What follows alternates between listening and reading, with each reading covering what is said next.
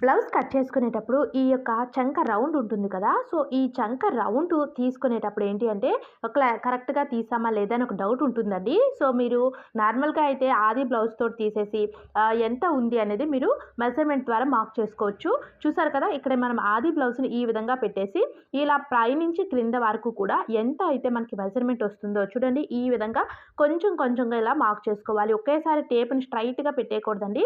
ఇలా మనకి చంక రౌండ్ ఎలా అయితే తిరుగుతదో అదే విధంగా టేప్‌ని కూడా ఇలా మలుపు తిప్పుకొని ఇలా పెట్టుకుంటే మనకి కరెక్ట్‌గా ఆ యొక్క మెజర్‌మెంట్ ఎంత ఉందో అంత వస్తది. లేదు అంటే మీరు చక్కగా టేప్ యూజ్ చేయకుండా మీరు క్లాత్ పైనే ఈ విధంగా మెజర్‌మెంట్ అంటే ఈ యొక్క ఆది బ్లౌజ్ ఉంటుంది కదా! ఆది బ్లౌజ్ చంక రౌండ్‌ని ఈ విధంగా కూడా మీరు రౌండ్ చేసుకోవచ్చు. చూసారు కదా! ఇక్కడ మనకి కరెక్ట్‌గా వచ్చింది.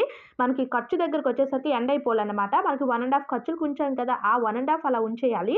చూసారా? మనకి ఆది బ్లౌజ్‌తో కూడా మనకి కరెక్ట్‌గా వచ్చింది. ఫుల్ వీడియో ఛానెల్‌లో ఉంది.